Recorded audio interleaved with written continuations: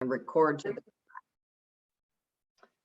Welcome to WRIT 1003 on this last day before reading week. I will not repeat everything I just said. I will start with your final portfolio, portfolio 4. I am asking the class today, what do you want to learn for that final portfolio? I get together between 4 to 6 projects that you can choose from, but I'm really interested in hearing what you want to learn, what topics you want to tackle for that final portfolio. You will be working in teams of from 3 to 5 people. You get to choose your own team. Anyone who has an accommodation for not working on a team needs to let your tutorial leader and me know as soon as possible. So I want to see your suggestions coming out in the chat today.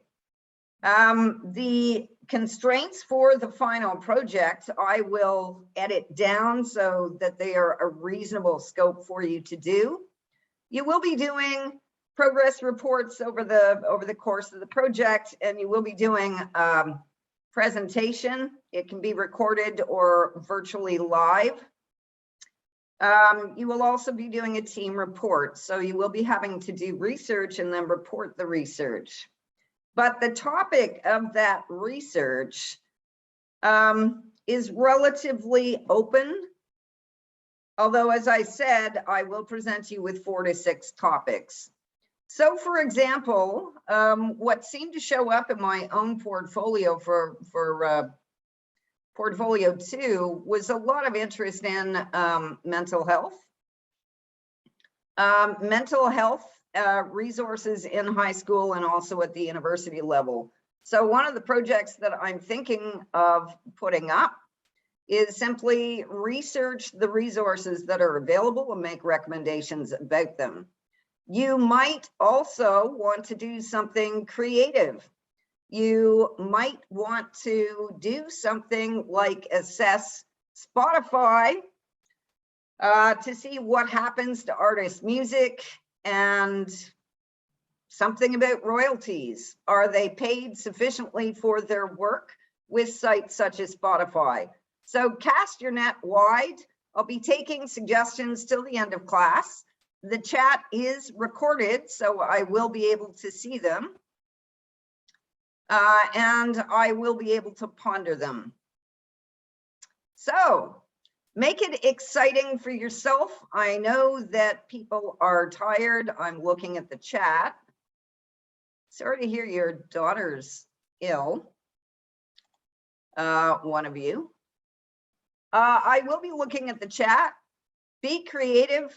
Think of something that it will be interesting to research, something maybe you've always wanted to do and never had the time, or simply something that you will enjoy. You can look at websites, you can look at music, you can do all kinds of things, but I can't set those projects unless I know what you're interested in.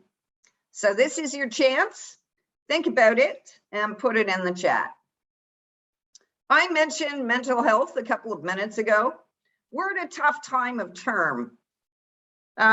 Because we are in mid-February, we're waiting for the snow to end and for spring to come, but it's not with us yet. And we've also had a lot of changes in dates for when we return to campus. Many of you are first year and haven't been on campus before, so now you're having to find your way around. The Ross building is lots of fun, by the way. I still get lost in it. My advice to you is go by the murals on the wall and memorize them. However, I also want to say that when you break your leg or get sick, you go to a doctor and the doctor helps you get better again. Many people tend to still think that when it comes to mental health, depression, irritability, hair-triggered temper, that you don't usually have. They tend to think that, you know, we should just muscle through these times and that it's a sign of weakness to call a doctor or reach out to a counselor. I'm here to tell you it's not a weakness to do that. It's a sign of strength. You need to keep the finger on the pulse of your mental health. And should you find yourself slipping into depression, or as I said, fatigue, irritability, unexpected anger, please do reach out. I'm here to tell you it's one of the best possible things you can do for yourself. Sometimes it takes courage to do it, but it is well worth it. Next, I mentioned Reading Week. I'm sure that we're all looking forward to a week with no classes and no tutorials. Many people tend to look at time off as, 7 days off to catch up on work. I was reminded yesterday of the importance of once in a while not doing that. Yesterday was an absolutely gorgeous day for me. I spent my mornings as usual glued to Zoom, and then I went to the dentist. Now, I don't know about you, but going to the dentist, I do not know anyone who leaps out of bed in the morning and goes, "Yay, I'm going to the dentist this morning." It's more like, ah. It wasn't the dental appointment that made it a gorgeous day. It was because I hardly ever get out of my apartment before dark because I work all the time, morning till night. And yesterday, because of that dental appointment, it was a beautiful, absolutely freezing cold day, but it was sunny and it was gorgeous. And I had not been for a walk in the daytime in weeks. And so I thoroughly enjoyed looking at the sky and seeing streets that I don't usually see and having something to look at other than the view from my window. So, Reading Week next week, there's a tendency for students just to use the week to catch up. And I am aware that some of you do work outside school at jobs and things like that. However, I think it's important, especially this year, you have done such a good job, all of you, at muscling through the last couple of years. And by that, learning online is difficult. We've had a pandemic to deal with. However, when I look at the window, it's sunny out. You have a week off. Please don't spend the whole week at your desks. Take at least a few days to take a break, even if it's doing like I do, which is work in the morning and do something nice in the afternoon. So my really important question for you that I want you to consider throughout this lecture, and I do expect to see you putting it in the chat, what are you doing that's special and non-work related during Reading Week? Please tell us. It could be that you love music and that you are going to spend part of your week playing guitar, flute, whatever you play. It could be that you are going away for a couple of days. That's why I put the lake behind me, to remind myself it still exists, because I haven't been able to visit it for 2 years. It could be that you love art and you're going to an art gallery. It could be that you're going to a park to play with your kids. Put what you're doing that's special into the chat so that we can all see it and we can all get ideas from what you're doing. Doesn't have to be something big. It could be something small, but trust me, that one walk yesterday, 45 minutes in the sunshine with blue skies, wrapped up, it was marvelous. So what are you going to do? And keep reading these suggestions. Yeah, you can make even going to the grocery store beautiful, walking in the forest, spending time with people. Oh, Ollie got a kitten. Whoa, that is fun. Videos, Ollie, we need videos.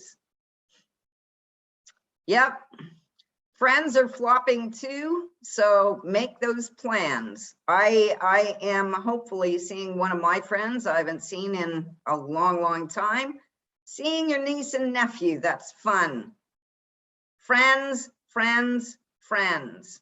Going to a movie, exercise. Okay, Amanda, you're free to catch up on schoolwork, but do something else too. Make sure you do that. I would love to go shopping, more friends. Finishing Daredevil before they take it off. Okay, gonna keep reading these throughout, but I am going to get on with the lecture, fun as this has been. Keep those suggestions coming. Do read them. Okay, editing your work. There are 3 kinds of editing that you should be practicing. And let me tell you now, professional writers do all 3. Writers who are just beginning usually only do number 3, which is copy editing, which is sentence level work. So what you should be doing with your pieces is number 1, working at the level of the entire piece and editing for organization and flow to make sure that the content is in the order that you want it and that it all makes sense. Secondly, we then move to paragraphs. Well, some of us do all 3 of these at the same time, but your second level is editing paragraphs.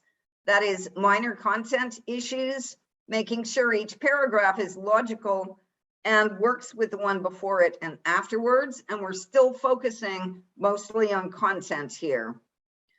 Level number 3 is what most of you do practice, and that's copy editing at the sentence level. It's what I call, or Richard Lanham calls, cutting at the lard. This kind of work involves both content and style. So each of these 3 levels involves a level of content, and the last one also involves the style of your writing. Cutting out the lard is how you cut those last 6 most difficult sentences. So let's take a look. Important point first, and once again, I've been a professional writer since I was about 20. My first advice to you, always save a copy of your original work and never ever work on the original. The reason for that is if you save a copy, you can play, you can cut and paste, you can move things around, you can cut large sections of text to see if the flow works better. But at some point, and it's happened to me, I cut something and then I think, no, that would work really well in another place, but I've already cut it. I can go back to my original version and I can grab it again. Or I may think, you know, this edit just did not work at all. So I'm just gonna toss it, go back to the original, copy it again and start over again. So first lesson, save a copy. Always save a copy. Mark your version numbers. It's really helpful if you mark your versions as draft 1, draft 2, draft 3. So D1, D2, D3. I actually date mine so that I can always tell, even if I forgot to change the version number, that here's the latest copy. So editing for organization and flow. In the, since my childhood, we have moved from paper copies to mostly doing things online. But here's a secret for you. A computer screen still only allows you to see a page of your work or maybe a page and a half. You need to be able to see the whole thing. So that may mean going back to that old-fashioned printing out your work so that you can see the whole document at once. If you're used to working on screen and you can carry the entire text in your head, then fine. But if you can't, then print it. First thing you do, remember that all pieces of writing have a beginning, a middle, and an ending. There should be some indication in the introduction of a thesis, a hypothesis, a research question, some statement of your intentions in the introduction. Very first thing you do is underline or highlight that. And then you go straight to your conclusion because there should be an answer to the question or a concluding statement, and you underline or highlight that. And then you copy the two into a new file and you look at them to see if you've been consistent. Before you begin editing, you need that kind of strong central statement of your idea. And you need to make sure what you said at the beginning matches the ending. If you are in a discipline that requires a research question in the beginning, then you're looking for research question in the beginning and the answer to that question in the ending. If you're writing an essay, it's usually some kind of thesis statement in the beginning and a conclusion. Generally speaking, when you write your first draft, you will actually find your thesis in the ending, and you then have to go back and revise the introduction. So first thing you're doing is looking for consistency, and 10 to 1, you will end up revising your research question or your thesis or whatever to match that ending. You need that to follow through on the rest of the editing that you're going to do. We'll be showing you examples in just a few minutes. One of the best strategies for editing for organization and flow, that is the top level of editing, is to do a reverse outline. So once you have looked at your thesis and your conclusion or your research question and your answer, you now go to either, you go back to your entire piece, and for each and every paragraph, you describe the content in 1 or 2 words. So you describe what work you've done in this particular paragraph. If you're having difficulty because you've written very long paragraphs, keep in mind each paragraph should contain really one particular point you're making. If you find 2 or even 3, then in all probability, you need to immediately work on the paragraph. That is, break the long paragraph up into shorter pieces. Once you have done that, you return to your reverse outline and you continue writing 1 or 2 words of description or a really short phrase to describe what happens in that paragraph. The next thing you do is pull up a fresh page or screen. You type or you write or you copy and paste your revised thesis or hypothesis or question at the top, immediately followed by your conclusion so that you can look at them and you have them right there. And then in the order of your paragraphs, you type or write or copy and paste those paragraph descriptions in the exact same order that your essay or other piece of writing follows. What you're going to do at this point, and what your reverse outline should show you, is whether you have repeated yourself at the large content level, whether you have included only what's relevant to answer your thesis or your research question. So is everything in this list relevant? And the third thing, one of the really important things, is you're looking to make sure that everything is in a logical order.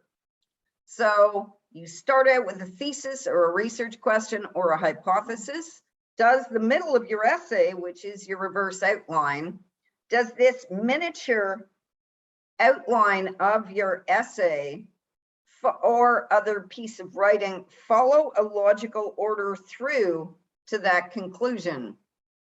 And if you like, you can move your conclusion to the end and see if everything in your list leads to it. That's where you begin editing.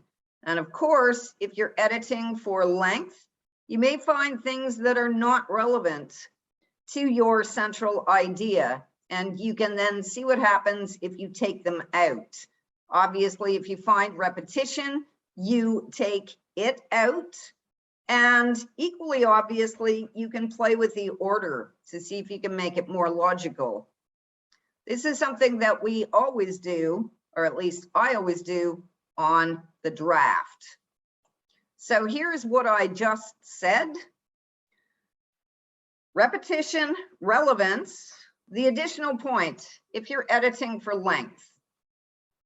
I do a lot of presentations on various topics, and almost invariably, I am given a time. So I have 20 minutes to present, or I have 40 minutes to present, or last time I had an hour. I cannot go outside those time limits, so I have to cut down. But invariably, as most of us do when I'm writing a presentation, I go over time.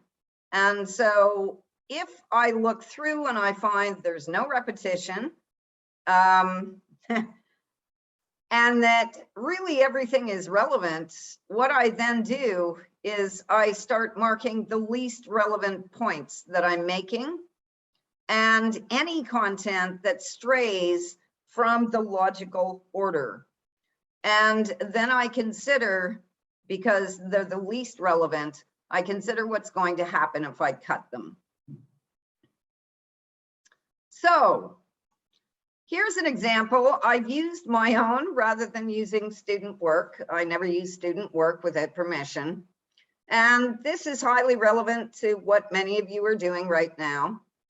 So if you haven't realized it yet, I actually did the same work that I set you to do, which is I analyzed diaper commercials. I used Huggies and Pampers. And when I wrote my script for the video, I found out it was 10 minutes long instead of 5. So here's my beginning, here's my conclusion, here's my question for you. What do you think I should do with my beginning? This is my opening statement. Today I'll be analyzing two-type diaper companies advertising to see who is represented and who is missing.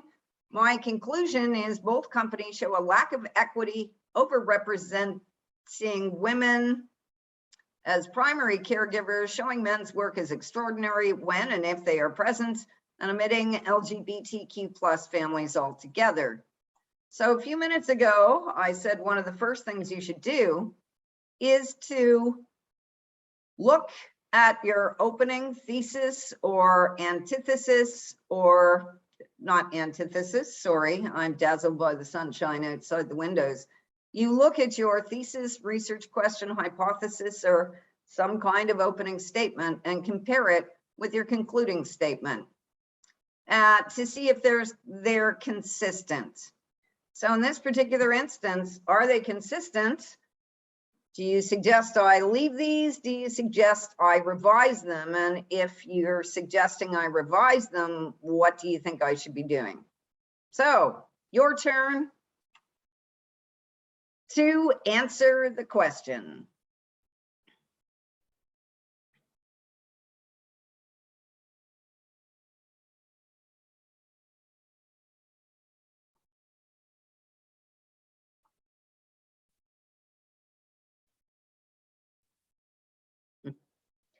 Going to a pottery place sounds great. Edgar, yes, please go ahead. Well, I suppose you could revise them and add more emphasis on points that you didn't talk as much about on. Yeah, thank you for that, Edgar. The problem here is I didn't really know what my conclusion was going to be before I got there. That's quite usual. You don't know what your answer is going to be until you've done the analysis, though a lot of people don't realize that. So I have a strong conclusion here. My opening is actually quite weak. And if you look at my analysis, you will see that. So I need to revise that opening to set out more about what I'm going to be showing in the video. So if you're writing an essay, you would definitely need to revise this, because that top statement, analyzing two diapers companies advertising, your professors will be looking for more. Please note, in the top one, I didn't even mention who the companies were. So it really doesn't give you a good idea of what you're about to see when you watch the video. revision is definitely called for. Now, I actually did a reverse outline of my analysis, what I actually wrote in my script. I have revised the thesis, Pampers and Huggies both overrepresent women, underrepresent men, and omit LGBTQ plus families in their diaper commercials. Here's my reverse outline. Please take a look, remembering I'm going to have to cut up to half of it.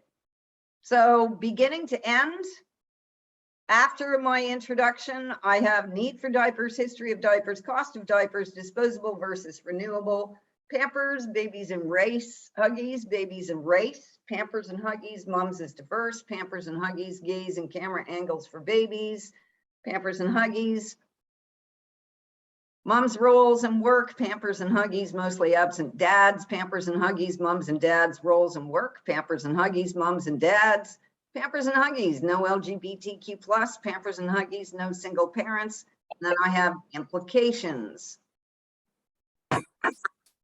Nicole suggests collapse a bunch of the mom things into one maybe. Yes, that might work.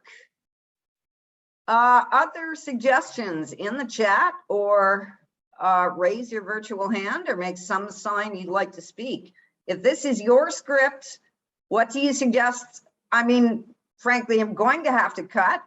You're looking for three things. One is repetition. The second is what is the least relevant. And thirdly is anything out of order. And I have no option, by the way. I must cut. I can't hand my professor a 10-minute video when the time length is 5, even though I did raise it to 7. Still gonna have to cut. What do you suggest I cut here? Okay, Farida is saying disposable versus renewable isn't as relevant to your thesis. I am also seeing history of diapers doesn't seem as relevant. Isabella is saying cut the cost. History of diapers, history of diapers, history and cost of diapers. So here's what I'm going to do. Going to take out these three. These are the ones you suggested I cut. Gonna take those out. And what I'm left with then is my thesis, the need for diapers. Does anybody not know what diapers are used for, by the way?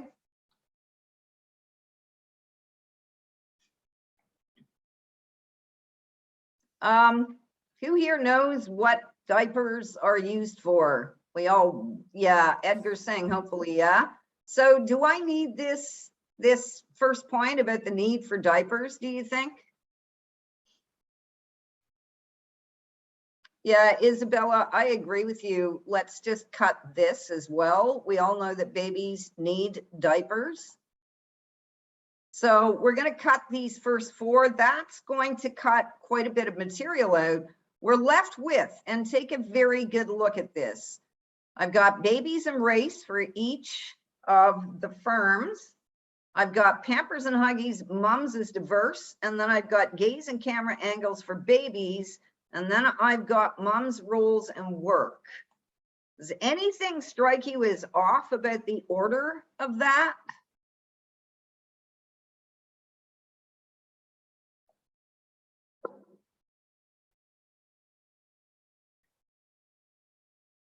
I've got 5 points there. The first 2 are about babies. The third is about moms. The fourth is about babies. The fifth is about moms. If this were yours, what would you do? Because I'm telling you now, there's something wrong here. Okay, that's a good suggestion. Mom's role should be at the first, but not necessarily. That's not what's wrong.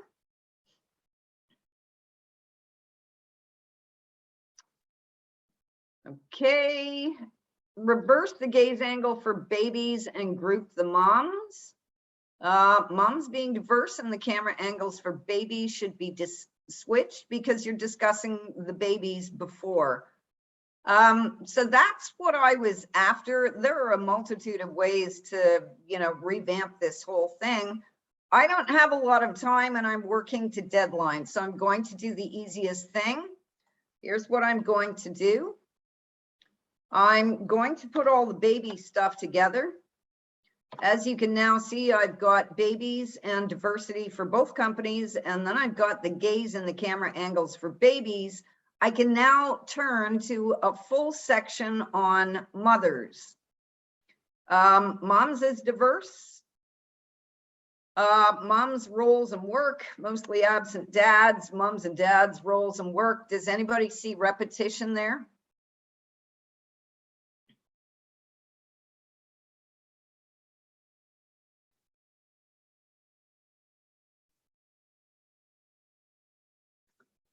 Fourth point, moms and dads. We're now looking at this part, which you can barely see since I did that. I've got moms, roles, and work in here twice. Thank you for that, Maria. I've also got to cut down the just moms and dads. Moms and dads is vague. You already had moms roles. So suggestion here to cut moms and dads because I've already got them in here. So I'm going to take this out. Same way I did before. I'm using strike through here, by the way, so that you can see what we're doing. In all probability, I think you're right. If I have to cut more, if I'm doing moms, roles, and works, mostly absent dads, and then moms and dads roles and work, there might be something different in this third one. So what I'm going to do is put a question mark beside this one. If I went into some kind of implications or conclusions here, then maybe it's worth leaving it in, but I am going to mark this entire section as here's a place I can probably revise. I'm not quite sure how yet. The other thing I did that you couldn't possibly tell is I took out the single parents because quite frankly, it was not possible to tell from the commercials whether there were single moms or dads or whether these were two-parent families. So you can see for yourself, if you do this and you think carefully about the content of your paragraphs, you can see for yourself that it is indeed possible to move things around, to shift back and forth, to change the logical order by doing a reverse outline. Now, one of you made a comment in the chat about just using undo. That works if you made a single change, but quite frankly, my first draft usually looks completely different from my second. So if I have second thoughts about a change that I made 4 moves ago, undo isn't going to do it because I might like the last 3 changes I made, but that one back there doesn't work. So undo is your helpful friend, but just in case, save your drafts. So I'm going to go back to slideshow again. Does anybody have any questions at this point?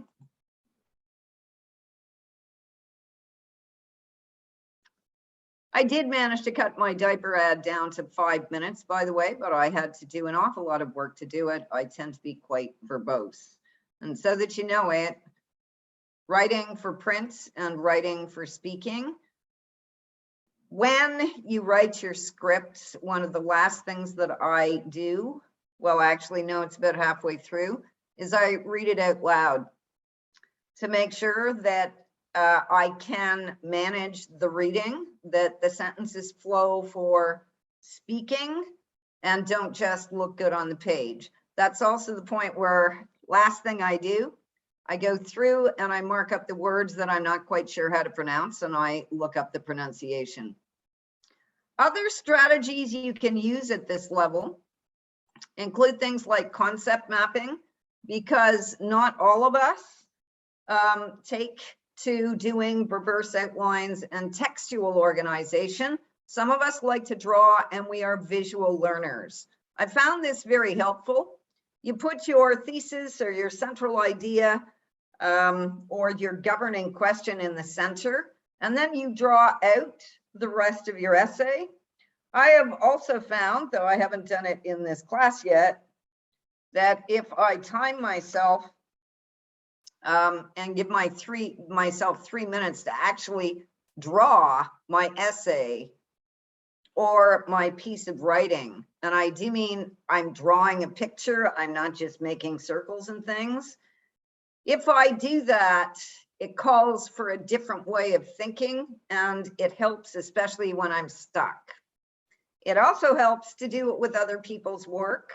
When you're called upon to read somebody else's argument or paper or essay, if you time yourself and draw the actual idea of the essay, in all probability, you will capture the central idea of it.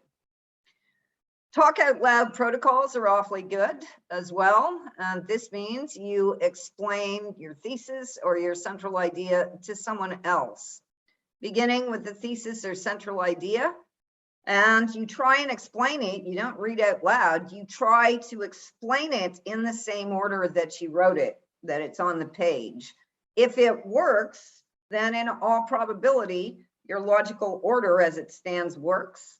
If your friend is having difficulty comprehending, or you are having difficulty explaining, then you should be revising. For longer papers, keeping in mind that our papers grow to 10, 20, 30 pages. I don't just mean for academics, but if you're writing a feature article of some kind, they grow. And then it becomes difficult, no matter what you do, to keep the entire paper in your head sufficiently that you can you can edit the whole thing at once. In cases like that, try sectioning. Some disciplines call for headings, some don't. Whether your discipline does or it doesn't, you can still use them to organize your work and take them out later. So you create headings to cover your major points, and then you group your smaller points under the headings. In this way, you can tell if everything belongs under that heading or if something needs to be moved. You can also tell if the written order is working, and then you can revise it from there.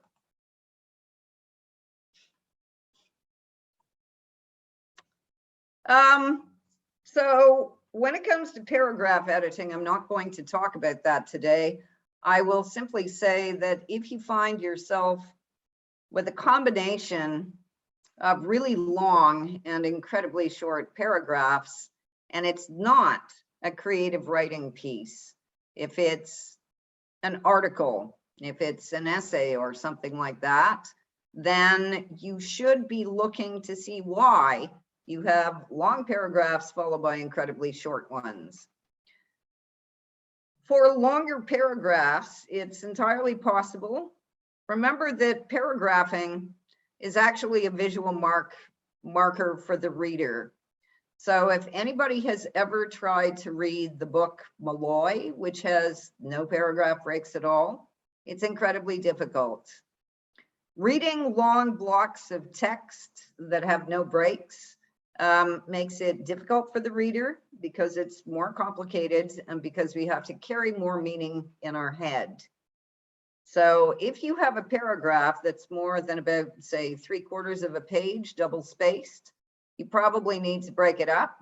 If you have paragraphs that are only 1 or 2 sentences long, once again, that's fine in creative writing. If you're doing it in an article or piece and you're not doing it for emphasis, then you want to check to make sure that you provided evidence.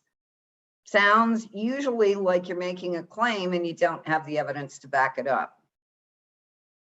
Now, for copy editing, sentence level work. Here is where you can save an incredible amount of space just by rewording your sentences. I will point out that once you learn how to do this, it will stand you in good stead for the rest of your career. Grammar errors are problematic in the sense that people pick up on them and they don't think as highly of your work when they find them, even if your idea is brilliant.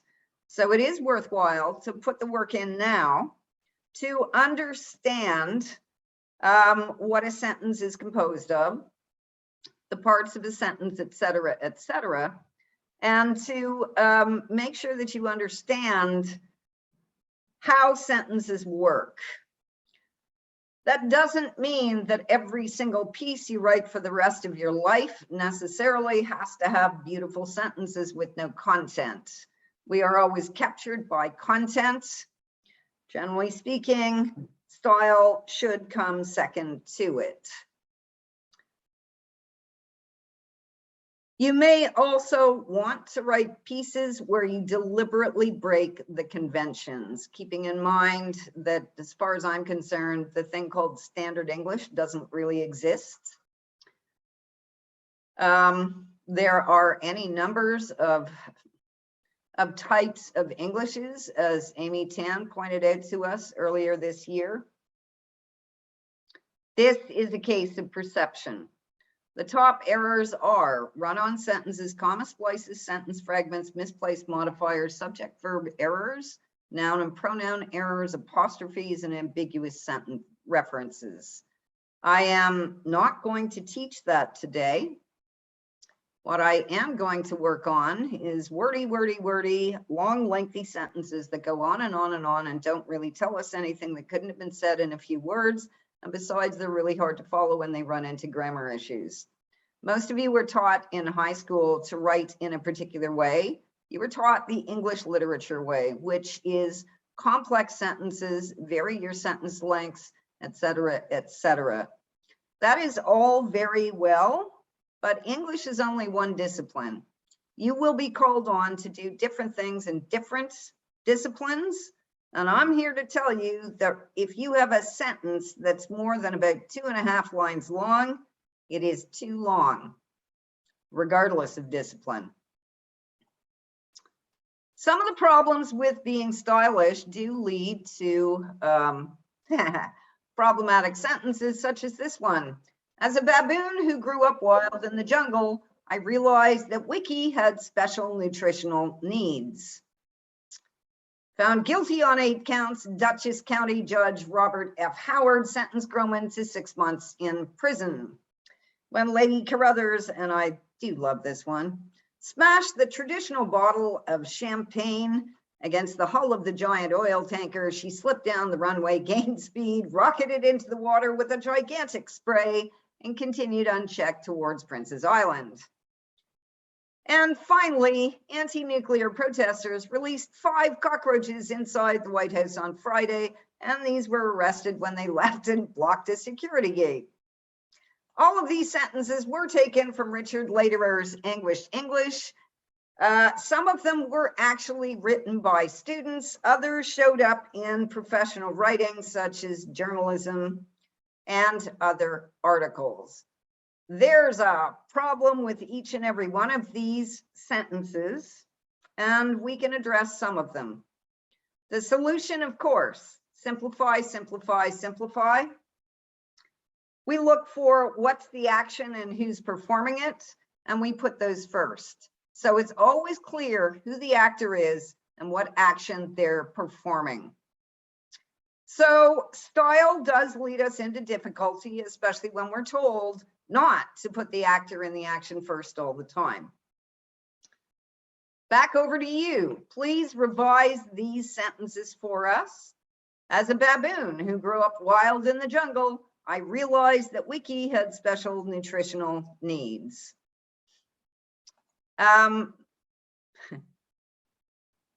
So what's the problem with this sentence? You don't need to know the actual name. You just need to know what's happening. Who is the actual baboon here?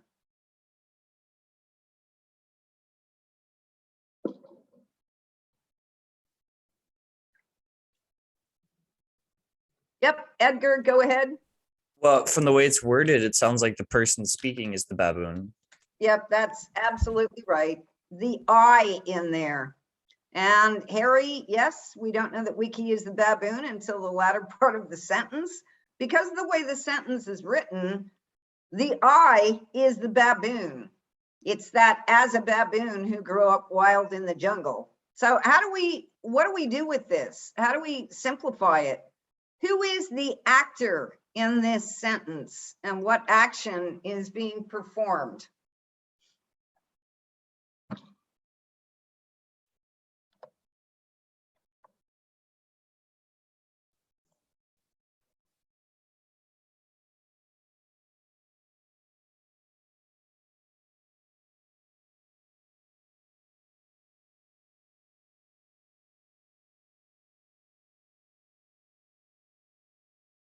Yep. I'm seeing good revisions here. Nicole's got, I realize that as a bit, Nicole, that's still a bit problematic. Harry, this is a good revision. I'm just going to put this in. So what we're going to do is move the I to the beginning. So I realize that Wiki, and then we're going to turn this into the qualifying words. And we're going to take out the as because we don't need it. I realize that Wiki, a baboon who grew up wild in the jungle, had special nutritional needs. When I say actor, the I is the actor, the person doing the action. The action itself is realization. And so a lot of sentences that have an I in them somewhere do have this problem, the as a baboon problem, as I call it, where the person performing the action and that qualifying statement don't actually match.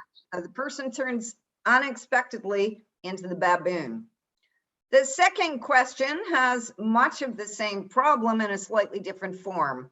So fix this one, please. Found guilty on 8 counts, Dutchess County Judge Robert F. Howard sentenced Groman to 6 months in prison. And if you haven't figured it out, it means that the sentence as is stating that the judge is the one who was found guilty on 8 counts. So who's the actor in this particular sentence? And what's the action being performed? That's the first thing to look for.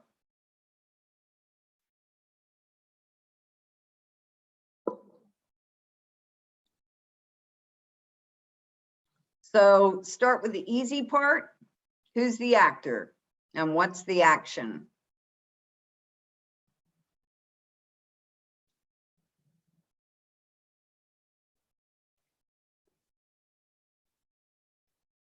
I'll help you out here. Edgar, please go ahead.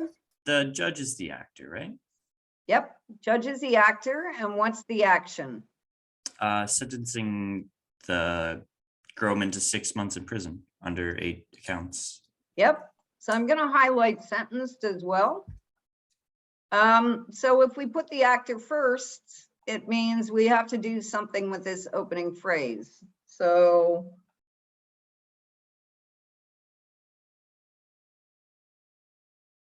Well, you could just move that to the end. not going to work, I'm afraid, because look what happens. Okay, so that's not quite the right place for it. Where else could we put it? Where it is going to work.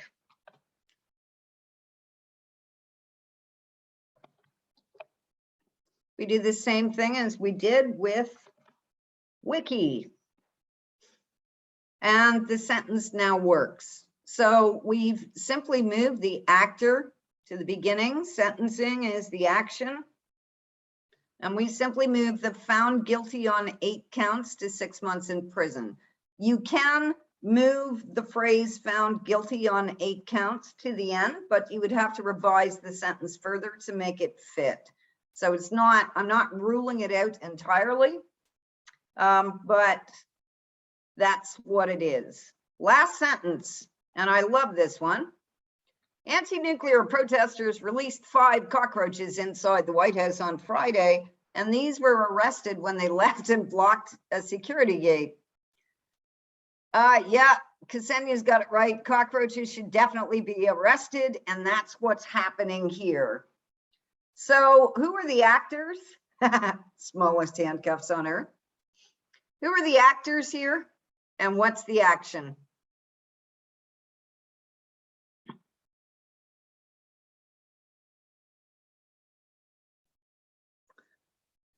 I'll help you out here. It's the anti-nuclear protesters.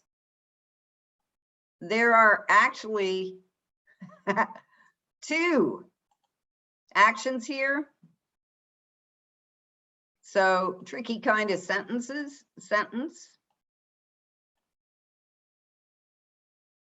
Whoops, didn't mean to do that.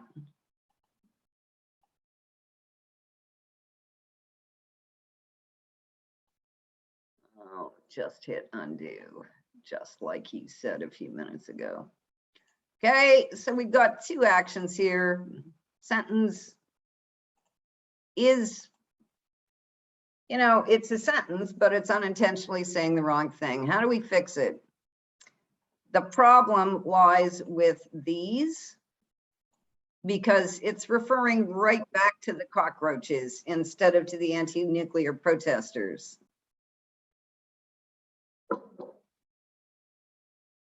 Okay, Harry, but you just created passive voice.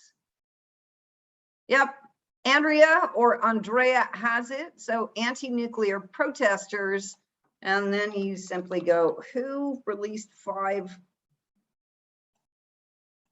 There we go.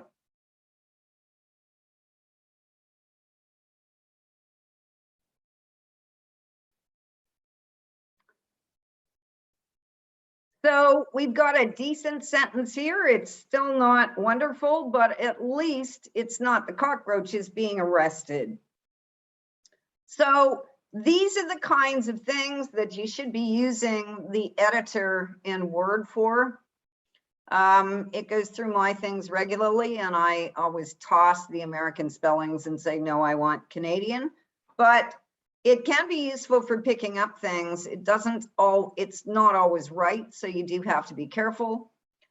Or you can simply learn these by going to the writing center, not to ask them to edit your work, but to ask them to help you learn the parts of a sentence, et cetera, et cetera. Now, possibly the most important part of today's lecture is this part. It's called cutting at the lard and copy editing your sentences for length. This is a summary of Richard A. Lanham's Revising Prose, 2nd edition. His strategy is first to circle the prepositions in sentences, next to circle the is forms of verbs. So things like is, was, has been, will be, et cetera, because generally speaking, those aren't active verbs. The more active your action words are, the better off your sentence usually is. You ask yourself, who's kicking who? We'll get to that in a minute. You put the kicking action into an active verb. You always remember to start fast, no mindless introductions. Like we saw in my diaper revision, I don't think people need to be reminded of the purpose of diapers because we already know it. So one of the chuckles that I get out of introductions to essays is the since the dawn of time opening. It goes like this: since the dawn of time, humans have had such and such a problem, and if we don't fix it, we're doomed. So I see this all the time, even in some engineering reports. It's what I call the mindless introduction. You need to get to your topic fast in your overall paper, and you also need to do it in your sentences. Once you've gone so far, start fast, no mindless introductions, gone through the rest, that's when you check your sentence length for variety. After you've finished cutting at the lard, because sentences that are all the same shape sound choppy. So that's when you can start putting the style back in. Read your work out loud to gain a sense of the rhythm and the shape. Starting now means that you become accustomed to this. I will be posting a poem that I found in St. Nicholas Magazine from 1875 about the parts of speech. It is one of the easiest ways to learn them that I know. In the meantime, all you have to do is know what a preposition is to do this work. And a preposition is a small word that indicates implicit or explicit direction, such as in, out, especially, of, for, between, up, down, and so on. You can get a list of them on any website or in any good handbook. If we go through this sentence, the proliferation of nominalizations in a discursive formation may be an indication of a tendency towards pomposity and abstraction. The translation of this sentence is writers who overload their sentences with nominalizations tend to sound pompous and abstract. I have highlighted all of the prepositions in this sentence. You will notice that we have of twice, we have in once, and we have towards once. We also have a lot of long words that are absolutely unnecessary. And the action word in this sentence is may, which is not active. It's just there. So the only action in this sentence is right there with the may, which I'm desperately trying to put in red. There's no action there at all. I would also draw your attention towards tion at the end of proliferation. Nominalization also ends with the tion. Formation ends with the tion, as does abstraction. Most of these words, with the exception of nominalizations, can be turned into an action word. This is an example of what I call incredibly pompous writing that we tend to think of as academic. Well, it's not actually academic at all, and never mistake it for academic writing. Academic writing takes on different styles in different disciplines, but it is never ambiguous. The meaning should always be absolutely clear, and we should be able to pick up on it immediately. Academic writing also strives for active verbs, such as over,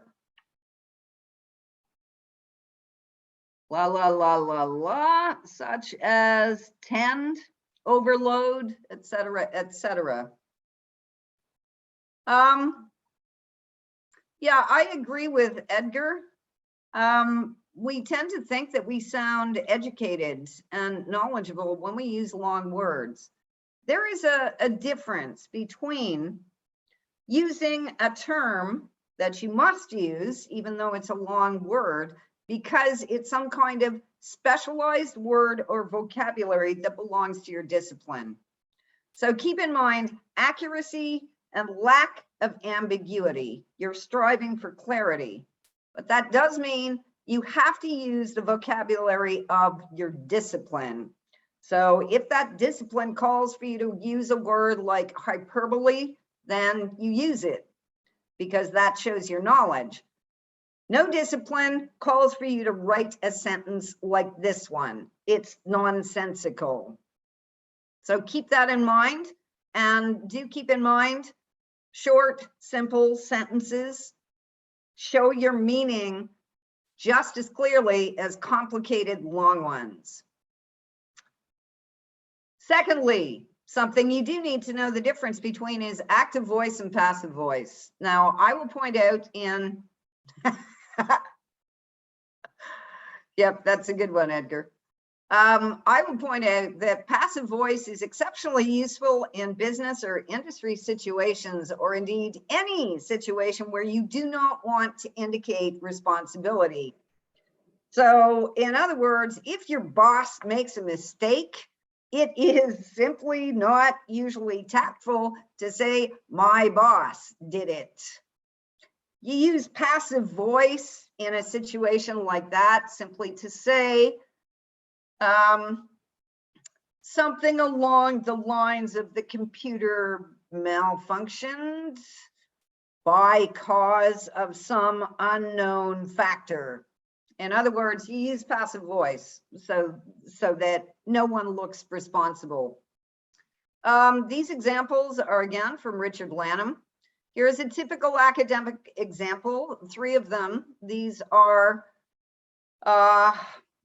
examples taken not directly from student work, but as representative of it. One can easily see that a kicking situation is taking place between Bill and Jim. Second example, this is the kind of situation in which Jim is a kicker and Bill is a kicky. These 2 sentences, I can't think of how to lengthen meaningless observations. I mean, I just can't think of a way to say it in more words, and they're completely unnecessary. Third example, kicking Bill is an activity hugely enjoyed by Jim. Now, if you look for the actors in these sentences and the action, it's going to be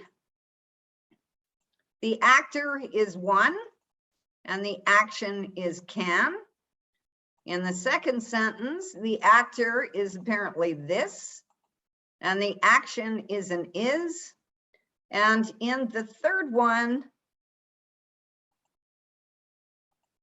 the verb is and the actual actor is coming way at the end of the sentence. And this isn't direct at all.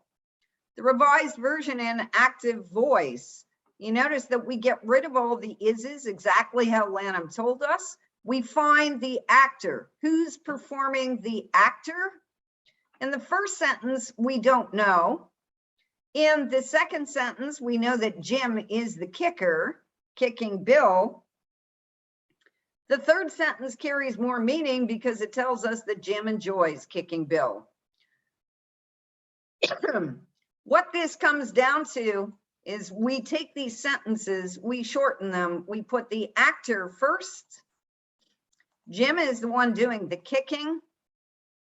So we put Jim at the beginning of the sentence. We have turned all this fluff into action, not is words, but kicks and enjoys. Actually enjoys kicking. I apologize for the violence of the example. This is taken from Lanham, and I do think it's a means of illustrating something. Lanham tells us to look for who's kicking who. You find yourself writing sentences like this. You find yourself starting sentences with this, or this is, or there is, there are. You've just wasted words. Get to the point. Figure out who's performing the action and what the action is. So please take the time to revise this sentence for me. This sentence is in need of an active verb. First thing to do is find the is form of the verb, so I'll do that for you. Second thing is to find the prepositions in it, and what are they?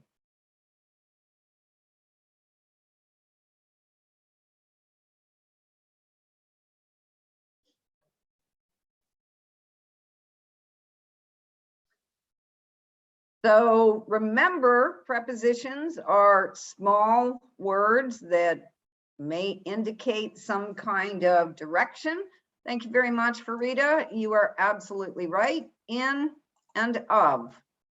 What I do to pick these out, by the way, is I use my find function. I type in space of space to pick up the ofs, and I look very carefully at the sentences that contain of. As you can see, we have in need of is kind of a dead giveaway here. How do we revise the sentence to get rid of is in need of? And make it active. Yep, Edgar's got it right. We just simply take this right out. And we change the in need of. You try and use the potential action word in the sentence and make it active so you don't lose the sense. This sentence needs an active verb. Okay? I want everyone to do this exercise right now with whatever you have to write with. Revise this sentence. Once upon a time, as a walk through the wood was taking place on the part of Little Red Riding Hood, the wolf's jump out from behind a tree occurred, causing her fright. 33 words. You need to keep the content as in the sense of the sentence. And you need to cut as many words as possible. Remember, actor first, then action, and then keep the sense of the sentence. So take a moment to do that.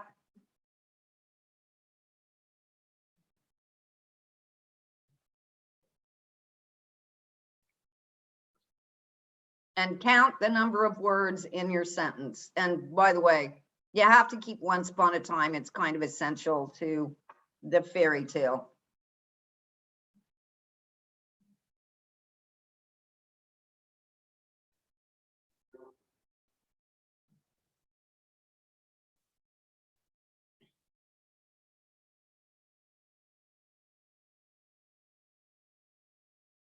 And Nicole, how many words do you have now in your sentence? And does anyone have another version of the sentence?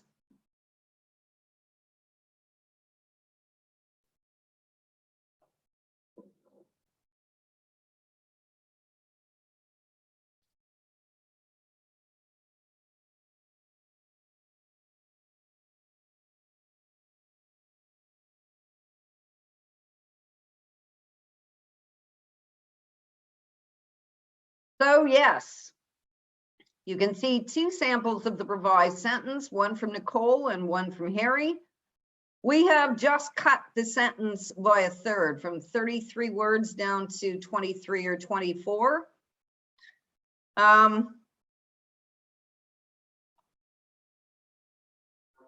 So here's where we go.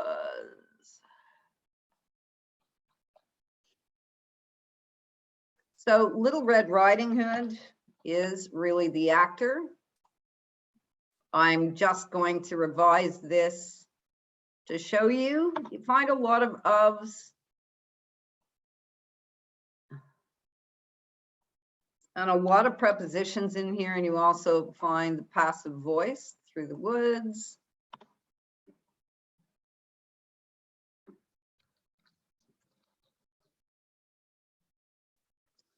Jumped out.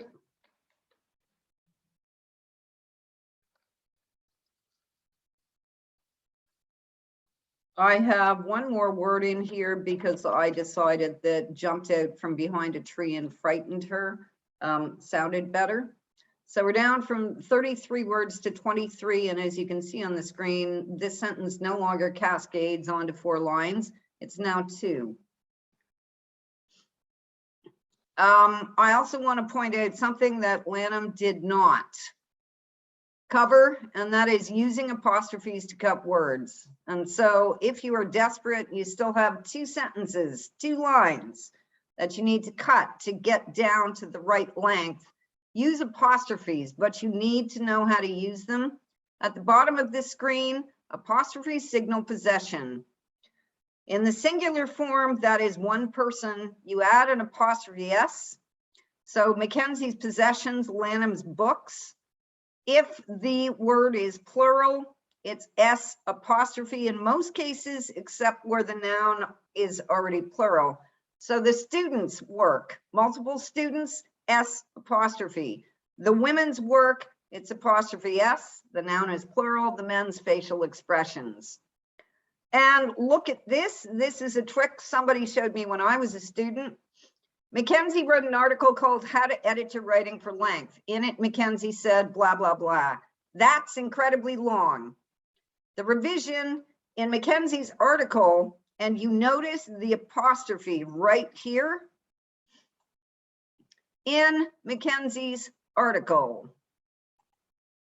Apostrophe S, the article belongs to Mackenzie. How to edit your writing for length. She argues you want to cut down even shorter. You can simply say, in how to edit your writing for length, Mackenzie argues. That's standard. It's also clear. So this one is your best friend when you're trying to cut for lengths. Other ways to cut. The conclusions of Mackenzie are decidedly weak. Just change it. You've got an oven here, you know, and we don't, that's a dead giveaway. Mackenzie's conclusions are decidedly weak. The jewels belonging to Lady Muck turns into Lady Muck's jewels. The moms in commercials of Pampers, Pampers moms. So this is a way that most people don't try because they don't know how to use apostrophes very well. But this one, definitely for sure, you are going to be doing over and over again as long as you're in academics.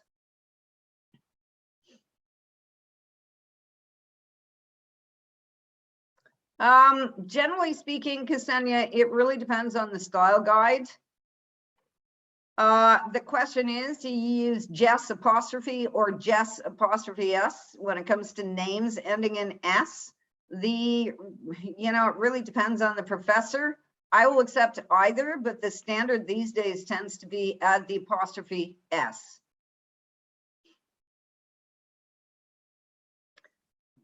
You're welcome. Here's a summary screen that says, what's the action? Who's performing the action? As in, who's kicking who? Put the actor in the action first in a simple sentence, then add additional info. Circle all the is forms of words or verbs or highlight them. Circle the prepositions, especially of. Make is into an action word and reduce the number of prepositions, especially of. Use apostrophes to help cut the length. And I will tell you, it is possible to reduce the number of words you have by 30%. And all I can say at this point is thanks very much for listening and happy reading week. It's only 3 days away and then you finally get a break. I am happy to see all those wonderful activities you're going to be doing on reading week. Keep my walk yesterday in mind. 45 minutes when I usually work from dawn till dusk. That 45 minutes set me up and you can hear the energy of my voice today. Have a wonderful reading week. Rosita's class, don't forget your remote today. I will see you after reading week. Email me with ideas for your projects. Bye for now. Have a good one. You too. Thank you. You're very welcome.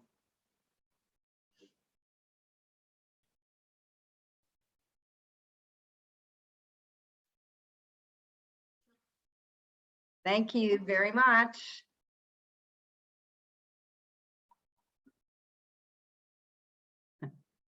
Thanks, Rosita. You enjoy yours.